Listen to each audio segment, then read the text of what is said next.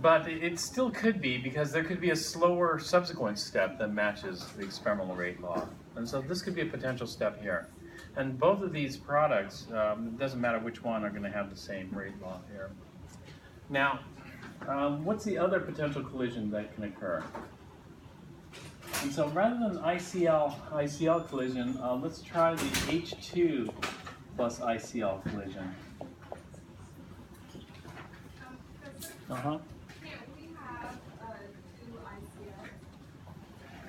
This is two ICLs here. An ICL colliding with an ICL would be two ICLs. And so, yeah, that would generate this rate law. Rate is equal to K ICL squared, which doesn't match our experimental, but which is okay in this case because it's a multi-step mechanism, so it might not match. A subsequent step might match. But another possible collision is between H2 and ICL. A collision between H2 and ICL would generate what, potentially? And so try to figure out what the potential products of this might be. And so why don't you think about it for a minute.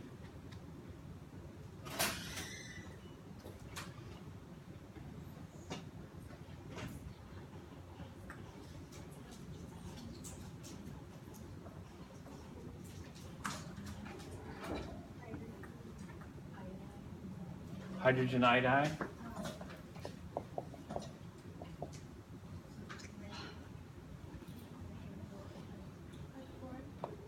And hydrochloric. Yeah, that looks pretty good. That's one possibility. Can you think of some other possibilities?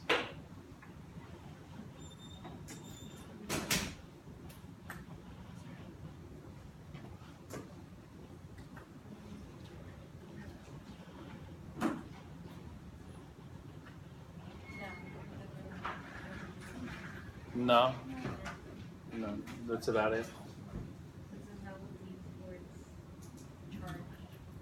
Yeah, you would get some.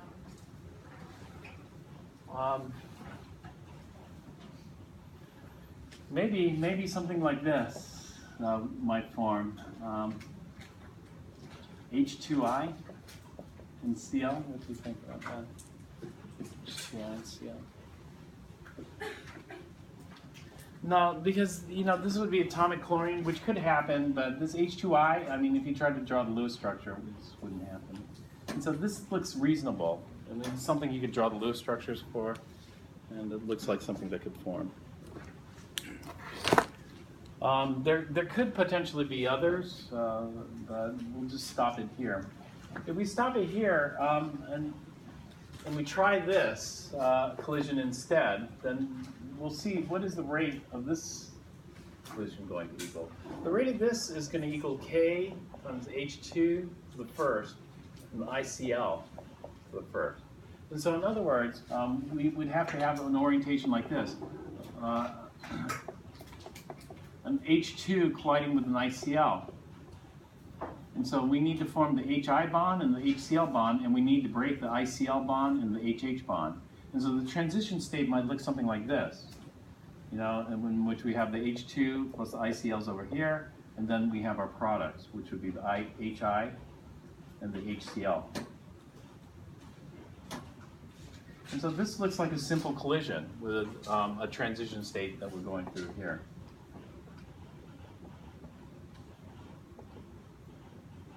Okay, are there any other choices for bimolecular? No, this is it. And so which one do you want to go with for bimolecular collisions? Should we start off with two ICLs colliding, or should we start off with an H2 and an ICL colliding? Well, it could be either, but I'm going to start off with the H2 ICL colliding. The reason is because of this. If we call this the slow step, that is an H2 plus ICL, this is the RDS. It has the biggest hump, let's say, which is here. Then the rate of the overall reaction will be dictated by the rate of the step. And so the rate of this step is like this. This would be the rate of the RDS. The rate of the RDS is the rate of the overall reaction. It doesn't matter how fast all the other steps go. We're going to be limited by the slowest step in the mechanism. And that's going to equal K, H2. So it'd be first order in H2, first order in ICL. And so this agrees with the observed.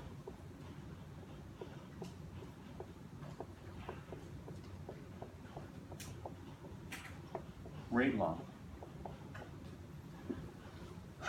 So we make the first step slow, and there we have it. It's going to be first order in ICL because there's only one molecule of ICL in this collision rather than two molecules, and it's going to be first order in H2. Even though the rate law agrees, the net reaction doesn't agree, because in this we're forming HI. There's no HI as a product in the overall reaction. And so what we call this is an intermediate product. An intermediate product is not a transition state.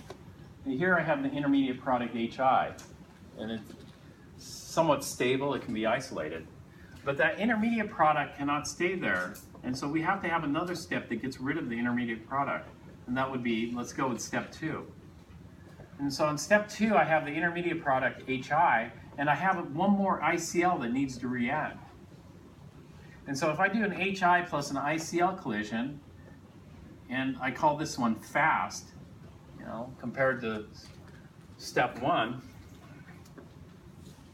then what can I form from this collision? Right, iodine and HCl. And so now let's add up step 1 and step 2. If I add up step 1 and step 2, the intermediate cancels out, and I'm left with H2 plus 2 ICLs yields I2 plus 2 HCl's. And so this is the net reaction that we want.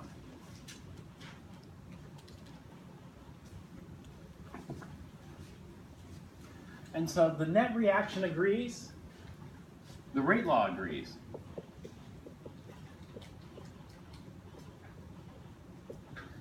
And so if both of these agree, then this must be the correct mechanism. Okay.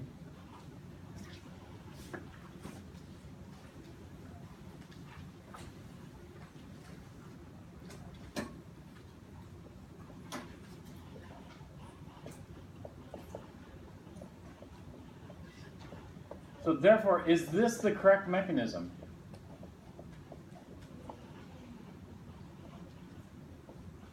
And the answer is, we don't know.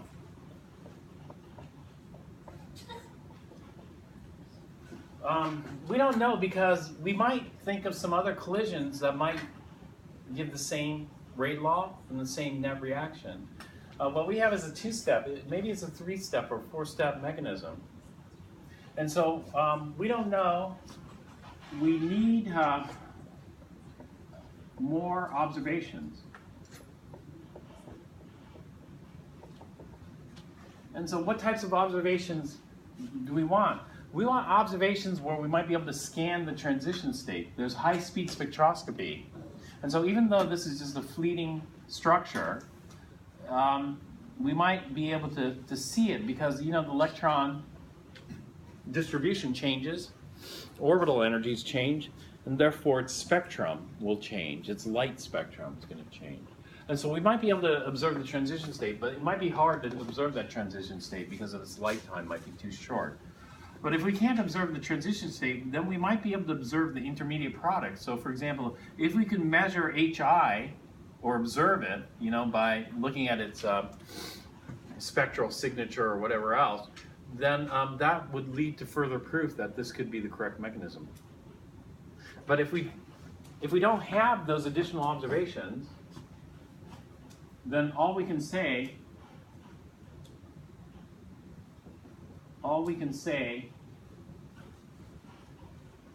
is that this mechanism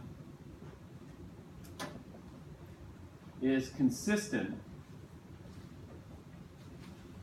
with the observed rate law.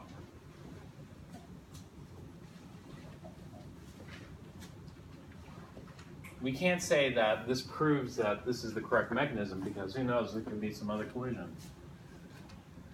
happening here.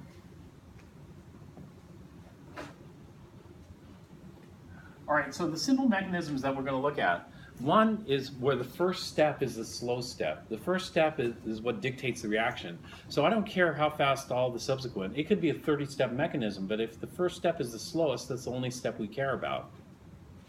And the second one is where the second step is the slow one, perhaps. And so let's go back to this one where we looked at the two NOs plus the O2 yields two NO2s.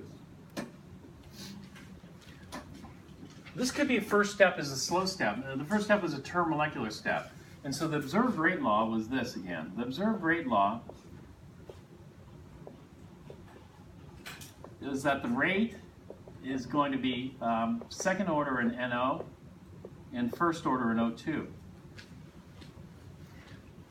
And so we could have the slow step as the first step. And what we did was we had a termomolecular step.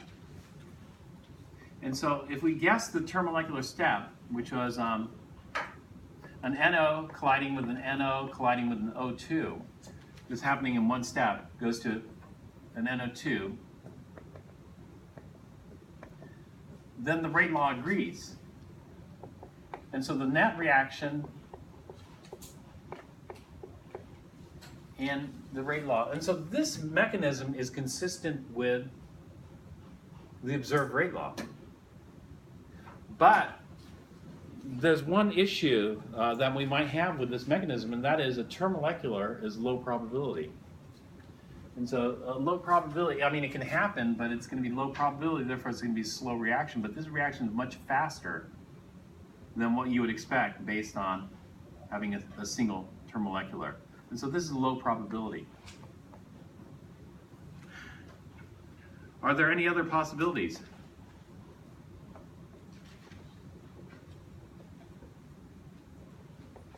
Perhaps with higher probabilities. And so are there any other possible mechanisms? Well, what's much more probable than a single termomolecular would be a bimolecular.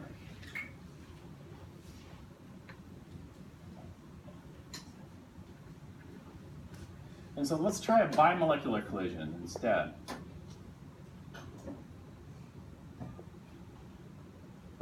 What are our choices for bimolecular collisions? Our choices, I can have an NO collide with an NO, or an NO collide with an O2, and that's it. And so if I have an NO collide with an NO, what might form here? Yeah, N2O2, that might form. N2O2 is a molecule that I think is in chapter 15, might have seen before. But there are other possibilities. So I could also form maybe N2 and O2. But if I form N2 and O2, that's a pretty stable mixture, because N2 and O2 is like air. And is air very reactive? And so in step 2, I could have a problem getting this to react. Or I might form this, N2O. N2O is called nitrous oxide and atomic oxygen. Or I might form NO2, nitrogen dioxide, and atomic nitrogen. Although atomic nitrogen, is going to be 3 unpaired electrons. Atomic oxygen is just going to have 2, so this one's not looking so good. Or how about this? I could form 2 azide ions, or no, that's not. 2 nitride ions and 2 oxide ions. Does that look good? No, this looks very bad, because where do the electrons come from? Well, the electrons just don't add up. But some people, they don't care about charge. Some people, for some reason, they don't want to write the charge of the ion down.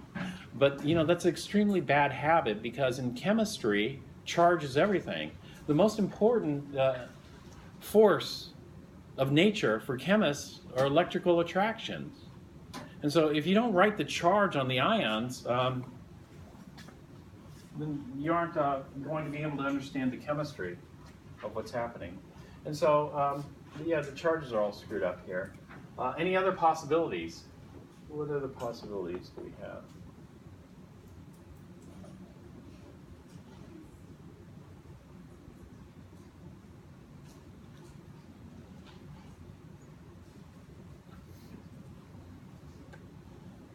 How about this? Nitrogen plus a nitrogen plus an oxygen plus an oxygen. Does that look very stable to you?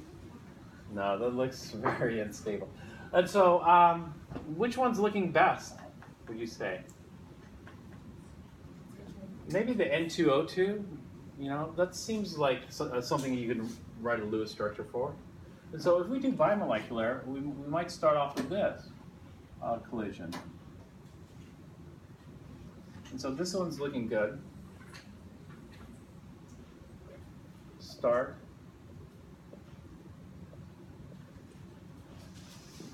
Or maybe it's unimolecular.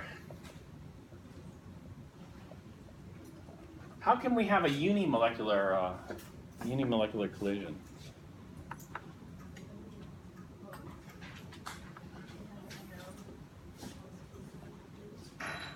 A unimolecular collision would be something like this. NO collides with to form maybe nitrogen and oxygen, atomic nitrogen and atomic oxygen. But what is it colliding with? How can a single molecule collide? Well, a single molecule can collide with, let's say, the wall of the container. And so this strikes the wall and breaks up into a nitrogen and an oxygen. It breaks apart. Or a single molecule can collide with an inert molecule. So for example, if this were occurring in air, there are nitrogen molecules in air. And so if the NO collides with an N2, and then it breaks apart into an N and an O, N2 continues. And so it could collide with a wall, or it could collide with an inert molecule. The inert molecule, N2, doesn't participate in this reaction, unless I choose this, but not necessarily going to choose that. And so we could have unimolecular. But something like this, these don't look as probable, do they?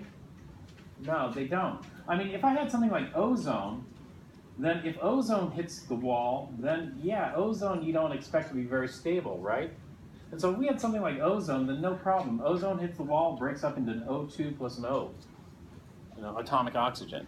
And ozone's very reactive. And so here, yeah, but for NO, I don't know. You know, this just doesn't look good, does it? Or, you know, even if breaking up into, let's say, a nitrogen 2 plus and an oxygen 2 minus, that even looks worse, you know, because of the charge that are generated. And so far, I'm liking this bimolecular the best, or maybe this one, but, you know, atomic oxygen is quite reactive, so maybe not good. All right, so let's go with that bimolecular collision as a start.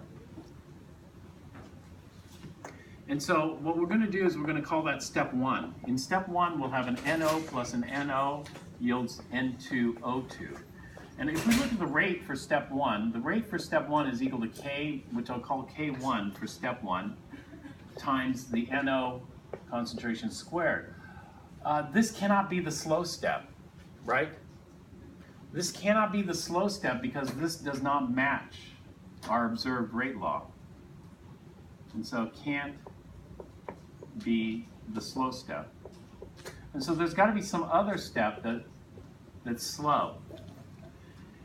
N2O2 is what we call an intermediate. And the intermediate is going to be formed and consumed before we get to the products. And so the N2O2 must be involved in step 2. We'll have an N2O2 plus the other reactant, which is an O2. And what should this form?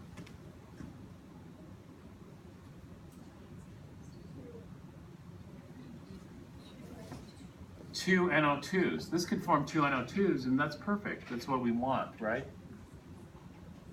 And if we add up step 1 and step 2, we get that we'll have two NOs plus an O2 yields two NO2s. So the net reaction is good.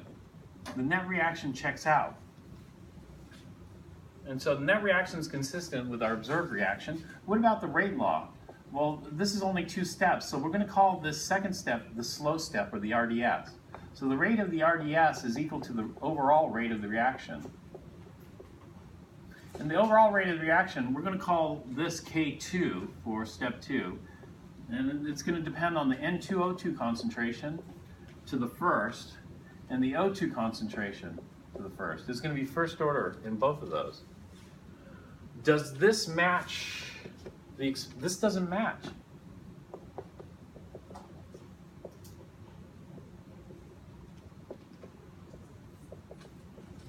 But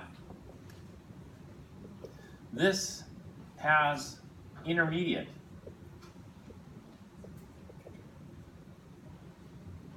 Intermediates are not allowed in the rate law, in the overall rate law.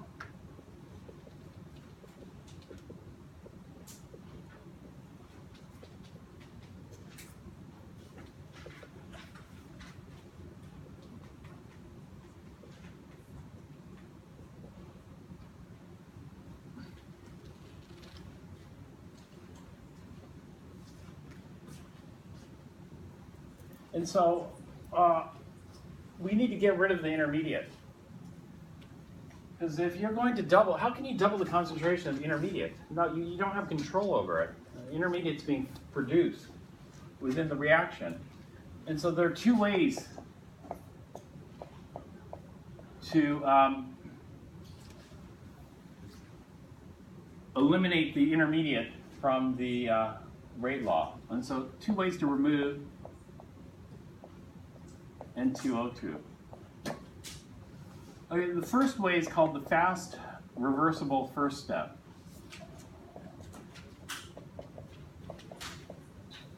The second way is the steady state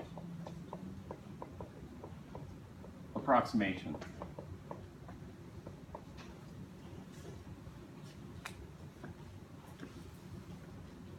We'll do both of them.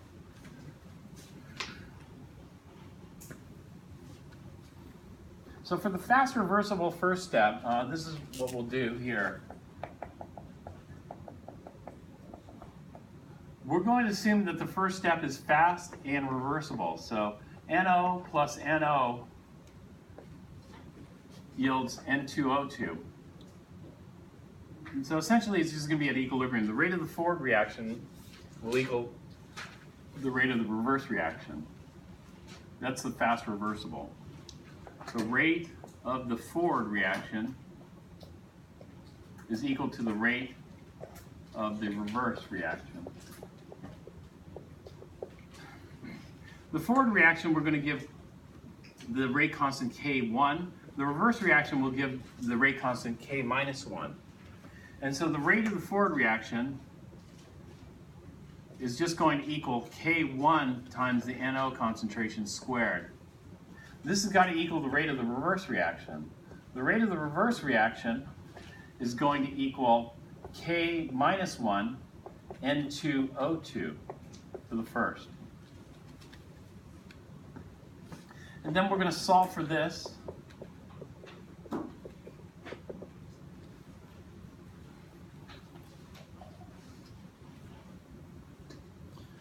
We solve for the N2O2. The N2O2 concentration is equal to K1 divided by K minus 1 times the NO concentration squared. And then we substitute into our rate law. And so the rate of the RDS, or the overall reaction, is just going to equal K2. And then for the N2O2, we'll put in this. It's K1 over K minus 1 times the NO squared. And this will be times the O2 concentration here. We're going to combine all 3 constants to make one big constant called K prime. So this will be K prime NO squared O2. So it's second order in NO, first order in O2. This agrees. So the net reaction agrees. The rate law that we get from this mechanism agrees. Therefore, does this prove that this mechanism is the correct mechanism? No. It's a possible mechanism. And so far we have two possible mechanisms. One mechanism is the termolecular collision. The other mechanism is this bimolecular collision. In fact, there's more. Because if I instead produce nitrous oxide and oxygen, I get the same rate law and the same net reaction. And so there are other possibilities. So in order to figure out which one it is, I would have to get some more observations. But all I can say is that this mechanism is consistent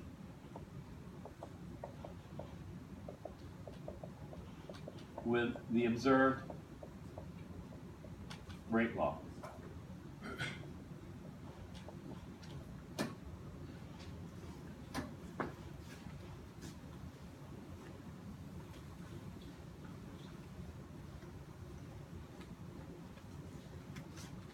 The other way of getting rid of the intermediate is by using the steady state approximation. Uh-huh. For the rate RDS, how do you cancel out K1 over K minus 1? I don't. This K prime is equal to K2 times K1 divided by K minus 1. I didn't really cancel them out. I just combined all the K's together and called it something else.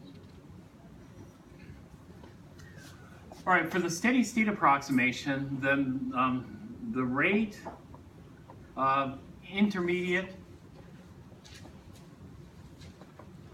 formation is equal to the rate of intermediate consumption.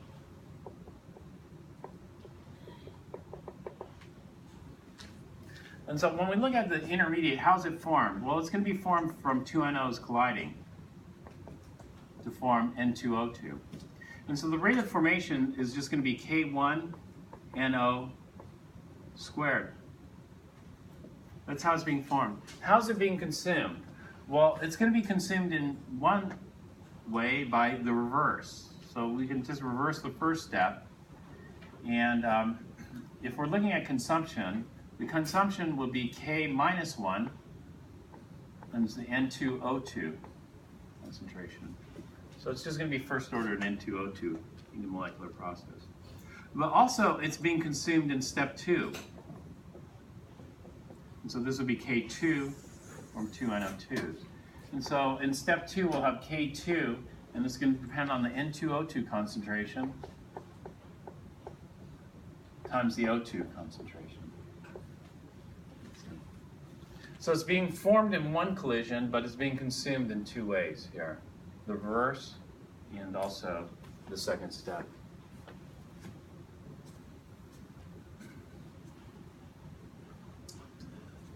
So, you know, the fast reversible ignores this. The fast reversible just says that this is an equilibrium. And so the forward reaction is equal to the rate reverse. But that's not actually true, because the reverse has got to be a little less if some of this N2O2 bleeds off over here. You know, I'm going to lose some of the atoms this way.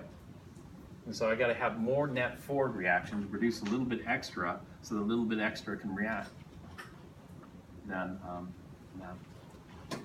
whereas the steady state, we don't have to worry about it because it's all taken care of. And so we're going to solve for N2O2.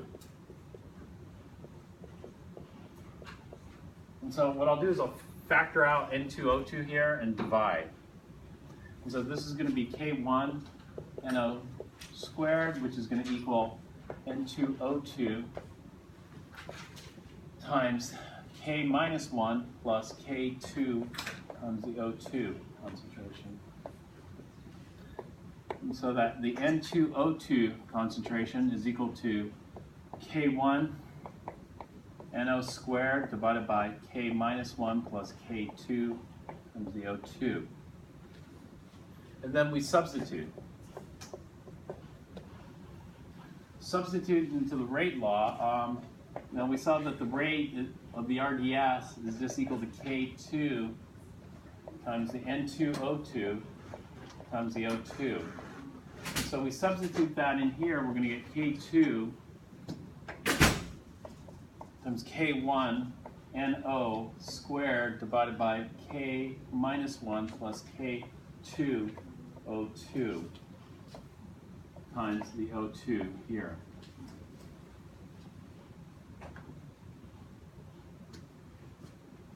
And so this is what we end up with here. Does this rate law look like the, no. This rate law doesn't look like we have.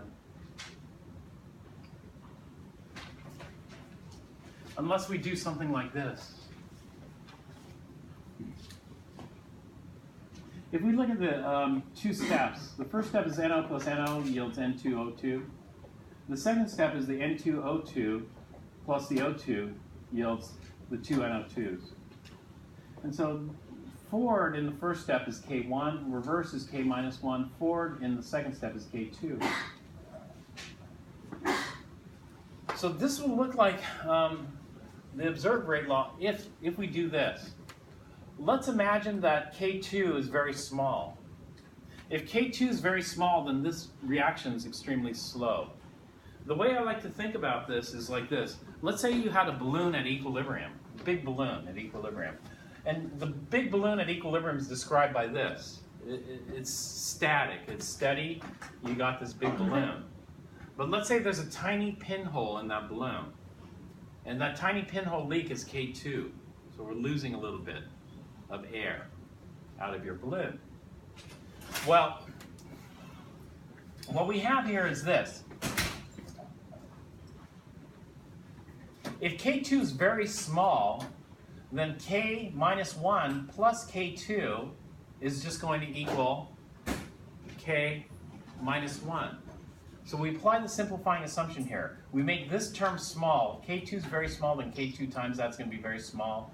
And if this is very small compared to this term drops out. If this term drops out, then what does that look like? That looks like our experimental rate law. In fact, this looks like the fast reversible. In fact, the fast reversible is exactly this. The fast reversible assumes that K2 is negligible. It's very slow. It can't be totally negligible, otherwise we'll never have any product form, but K2 is small compared to everything else. Right? That's fast reversible. However, the bigger this pinhole leak gets, let's say if I have that balloon and now I got a big hole and it's bleeding off fast, then that's going to alter the kinetic. So if K2 is large, then the orders change. And so the fast reversible just depends on how fast this second step is. And so the kinetics are just a little bit more complicated here. All right.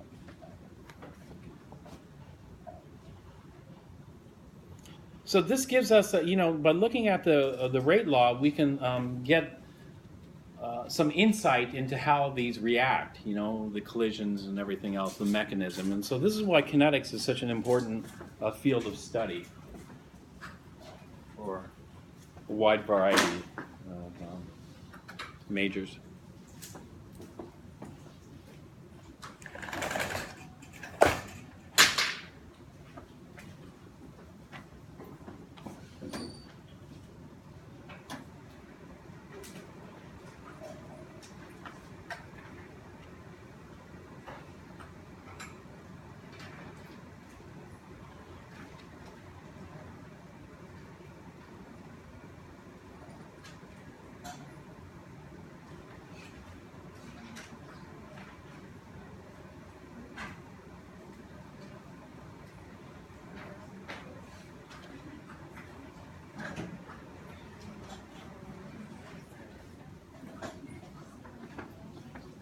There are certain ways we could speed up reactions.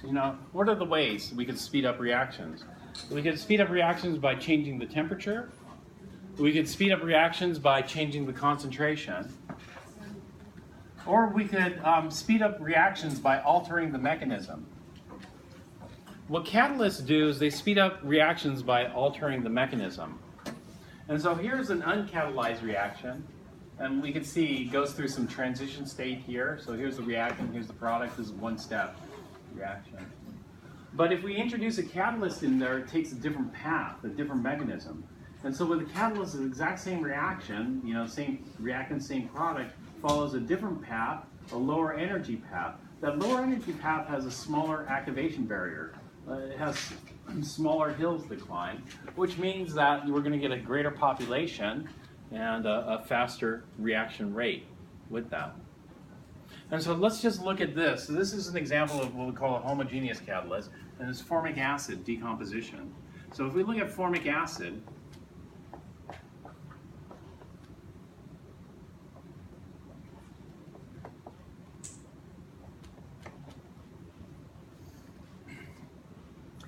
formic acid has the potential to decompose into carbon monoxide and water.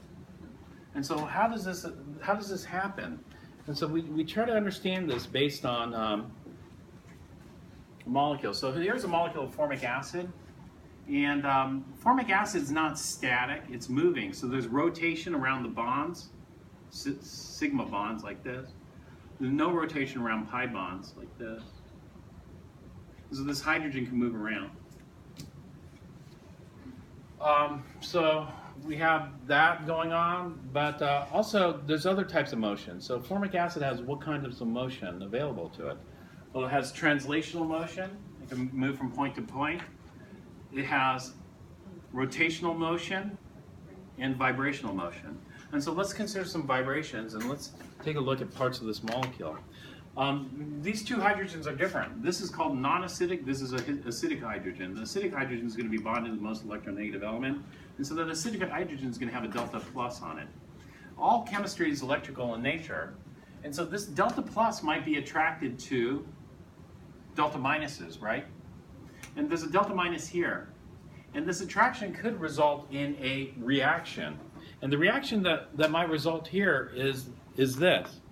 There's a vibration.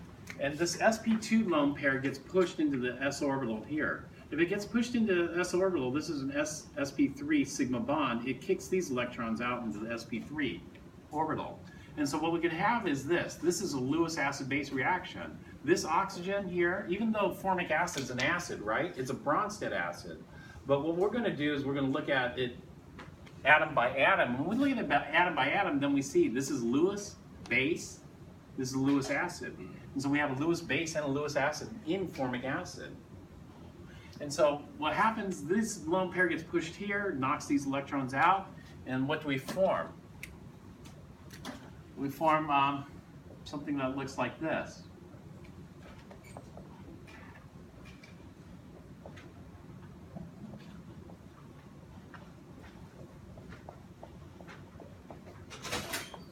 Okay, does that look good? Well, everything has an octet, but does it look good? No. What's wrong with it? Formal charge. The formal charge is all screwed up. This is going to be minus, this is going to be plus. So one oxygen has an extra electron, the other oxygen is lacking an electron. And so this is going to be unstable. Because if we have two oxygens, then one isn't necessarily going to be the dominant one and win, and the other the one that loses. The electrons should be evenly distributed amongst the oxygens. And so this is going to create a high electrostatic potential, meaning that this is going to be unstable, that formal charge separation. In other words, we'll have a voltage here. And so we got to look for some way of rearranging things so that, well, one thing that can happen is this sp3 can swing into this S, knock these out, and then we go back to formic acid. And so we look at other potential collisions. Well, here, that's not so good, maybe. And then we come up with, we're stuck. This is kind of a dead end here. Seems like we didn't go anywhere there. Well, what would happen if instead of the green, this is called an intramolecular reaction versus inter. What happens if this swings into this hydrogen, and so this sp3 lone pair gets pushed into this S and forces these out? Hey, that could happen too. If that happens, then we end up with a different structure. And so this will result in this. So we don't do the green, we'll do the red. We leave this alone as it was.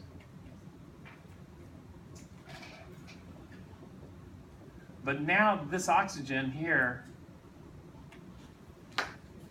is going to have that hydrogen that was once attached to the carbon. How does that look?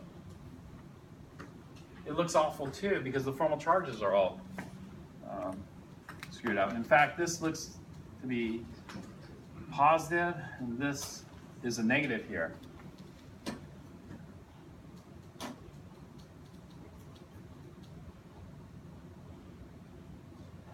Well, rather than going back to our reactants, what can happen is something like this. This oxygen is very unhappy being positive, and this carbon is electron rich now. And so what the oxygen is going to do is it's just going to pull the electrons off carbon, like this. But if these electrons get pulled off carbon, then that leaves carbon with less than an octet. And that's not good.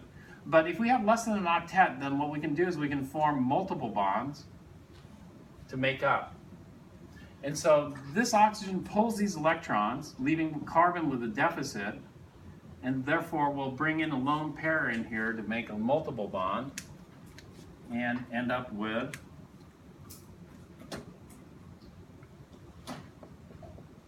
this. Now carbon has an octet. This oxygen pulled off that lone pair, the pair of electrons to make a lone pair, and we end up with carbon monoxide and water. And so what we have to do is we have to go through this. Well, is this very stable?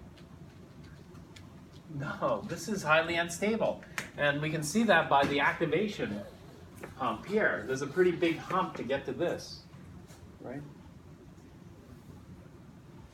And then it can decompose into products. Yeah.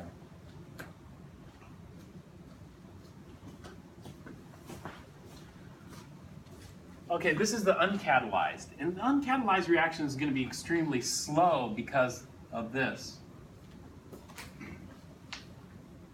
Now, if we add strong acid and have an acid catalyzed reaction, it'll be much, much faster. And so how does that work?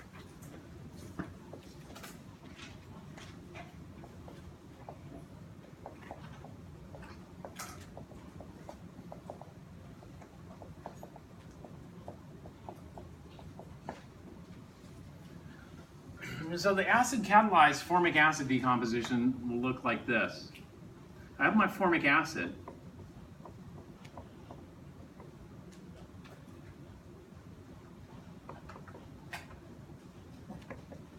And then I'm going to add strong acid to this. Well, an acid's a proton donor and an acid's a proton donor. So both of them want to donate a proton. So what's the reaction between them? Well, it's going to be pretty much no reaction unless you look at it in terms of Lewis. If we look at it in terms of Lewis, then formic acid is just not an acid. There are base atoms as well. And we have them here. There's this oxygen and this oxygen, right?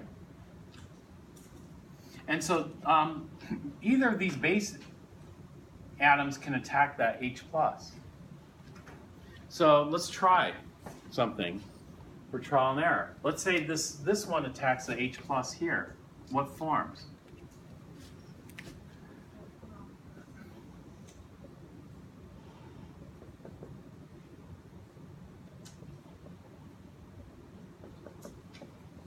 We get something like this. And then we see, can we rearrange this towards product? And not really. I mean, this ends up being kind of a dead end here. Well, if that one didn't work, what about this other oxygen? if this other oxygen attacks that proton, what would happen? And so if the other oxygen attacks the proton, then we're going to generate this instead.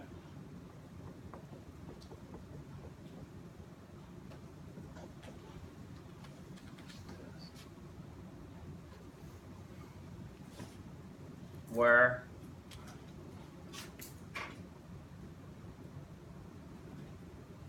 this oxygen has a positive formal charge. Well, that oxygen having a positive formal charge like that, let's say that oxygen pulls the electrons off the carbon like it did before. Takes those electrons from the carbon. Then that's going to leave carbon with less than an octet. And so what I'm going to do is I'm going to drop this lone pair into the bond so I can reestablish an octet on carbon. And so what I'll end up with is something like this.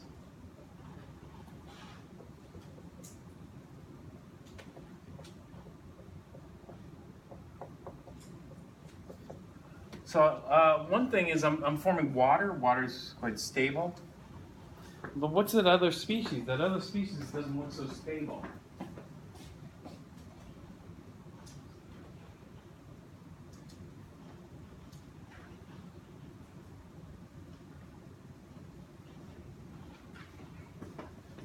So we're here now. We have water and this HCO.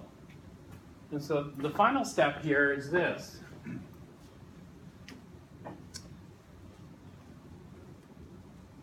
This H breaks off the CO here, leaving behind the electrons. And so we end up with this.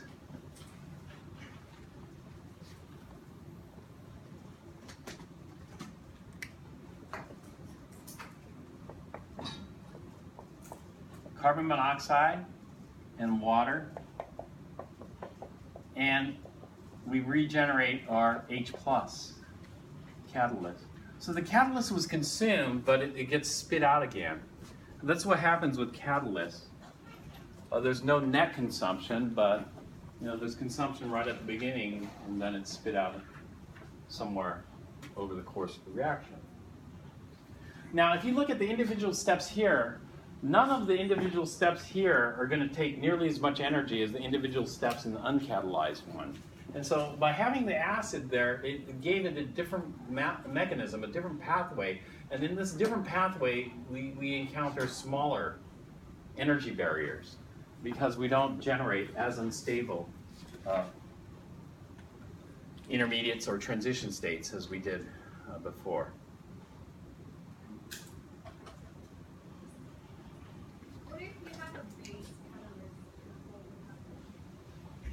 It would just react with acid sites on your reactant. Do the same kind of thing. And so you just figure out where it would attack.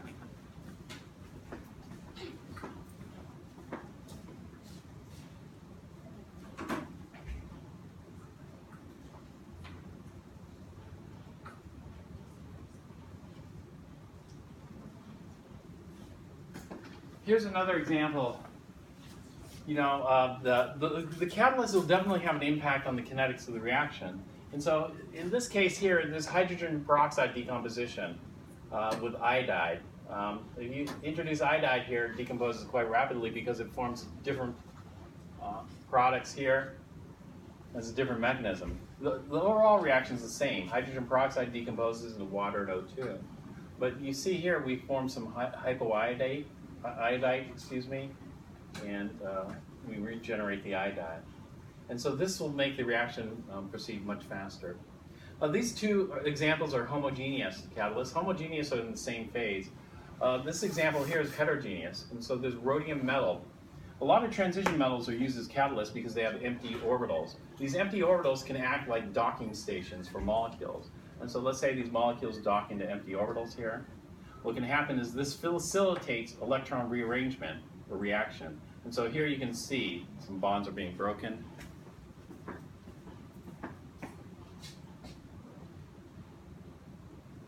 And then we'll have product formation here.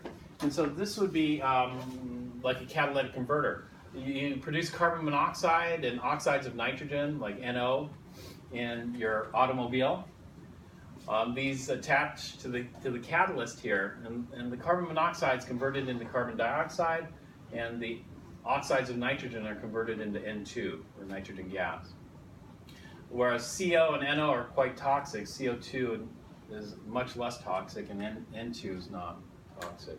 It's quite unreactive and inert. And so an example of heterogeneous catalyst here.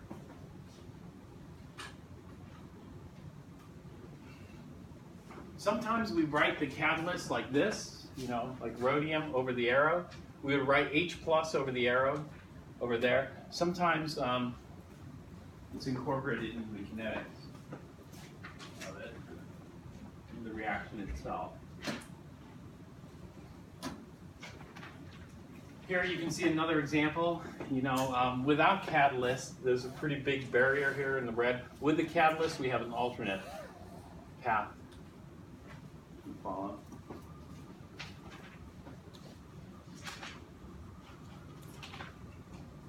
Here's hydrogen peroxide using transition metal platinum here.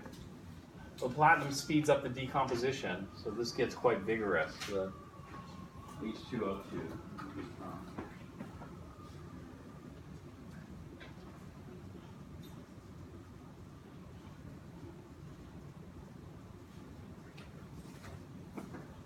Our enzymes are biological catalysts.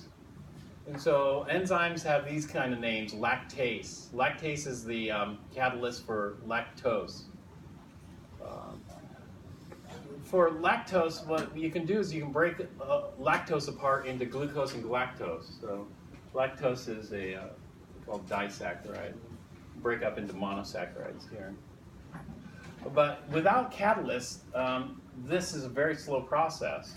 I think the half-life of this particular reaction is on the order of days or hours, you know. But with the catalyst there, the half-life is on the order of like milliseconds or microseconds. I forgot which one, but it's very fast. And so how do these biological catalysts work? Here, well, here's a molecular structure one, the blue ribbon here. And here's a reactant molecule shown in the green here. And so what we'll see is something like that here. And here is the catalyst. The catalyst we call the enzyme. Here's the reactant. The reactant is called the substrate here. And basically what we want to do is we want to break the bond here.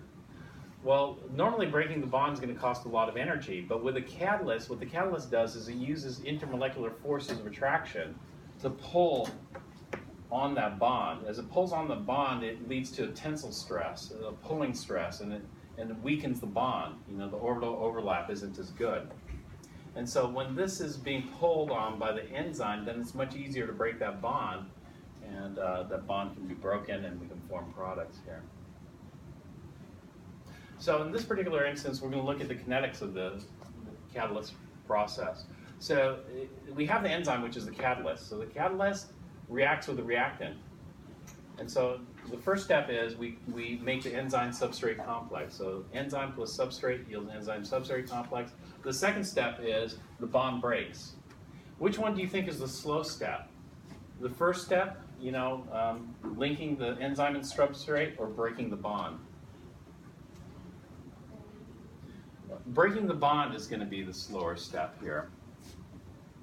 And so what do you guys want to do? Do you guys want me to continue for a bit longer and then leave early, or take a break? Keep going? Okay, I'm going to keep going and finish this then. And so what's going to happen here is the slow step. So we have a two-step mechanism. The second step is the slow step. If the second step is a slow step, or the rate determining step, then the rate is going to depend on the intermediate, ES. But can we have an intermediate in our rate? No, so we got to get rid of the intermediate. How many ways are there of getting rid of the intermediate? Two. We could use the fast reversible, or we could use the steady state. For enzyme kinetics, we use the steady state. And so we're going to use the steady state, except we're going to do one additional manipulation, or one additional trick to that.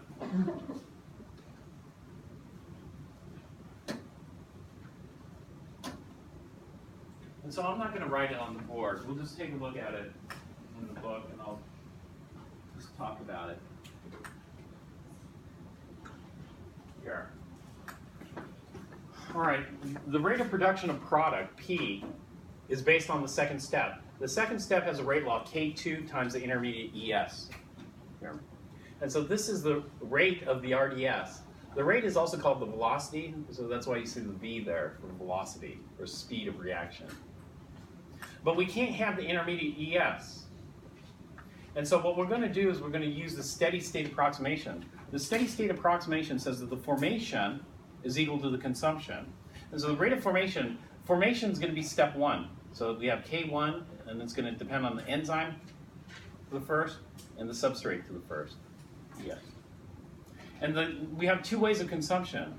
The 2 ways of consumption are the reverse of step 1. That is, it just can revert. The intermediate can revert back to enzyme and substrate. Or it can go on to step 2 here.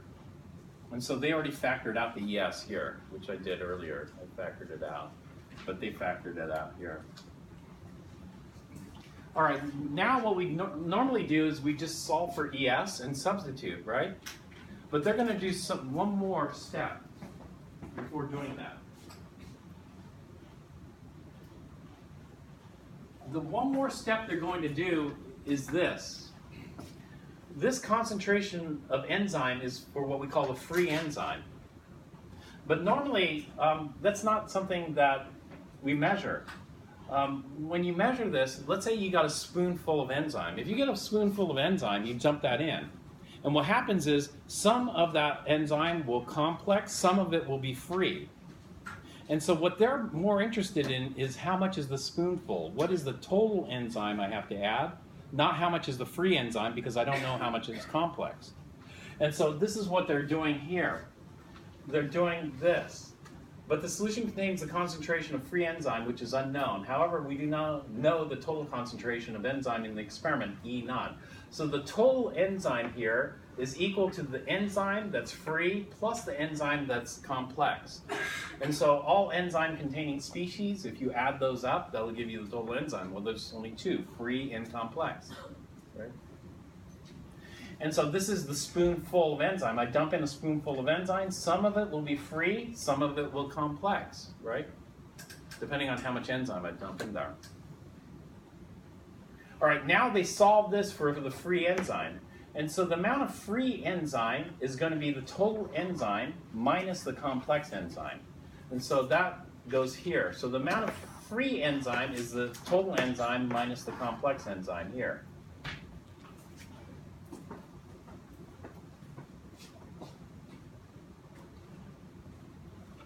So basically, they don't want to know the total amount of free enzyme. They want to know the total amount of enzyme I have to dump in here. And so now we can solve for ES. After we make this additional calculation and substitution, solve this for ES. And then plug that into the rate law for step 2.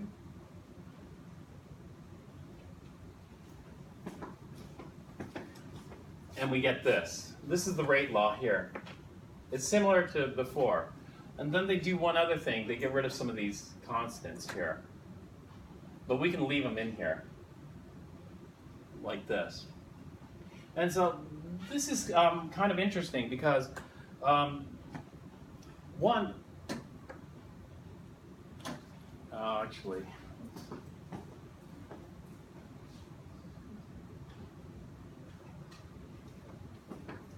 let's go ahead and make that substitution. So let's get rid of some of these constants and we'll use Km.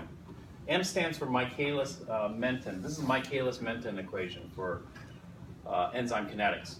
But when you look at this equation here, it's very weird because we have this S down here, right? But the enzyme kinetics is kind of interesting because of this behavior.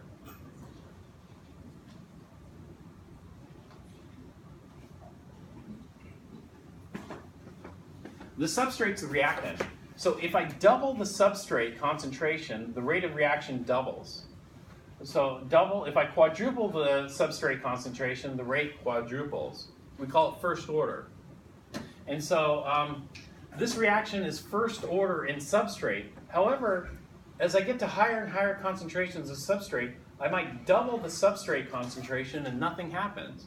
The reaction stays the same speed. And so what happens is the reaction goes from first order in substrate to zero order in substrate. And so what's happening there is we're saturating the enzyme. You know, we don't have enough enzyme. So if you put way too much substrate in there and the enzyme's all tied up, then it doesn't matter how much extra substrate you dump in there, the reaction's not going to speed up. And so what we've done is we've maxed out the enzyme by the time we hit here. You know, it's going at the maximum speed or maximum cycle rate. And it can't go any faster. The only way to speed this up is to dump in more enzyme, right? But here we've maxed out the enzyme. And so the reaction is going to look like this, and the rate law is going to show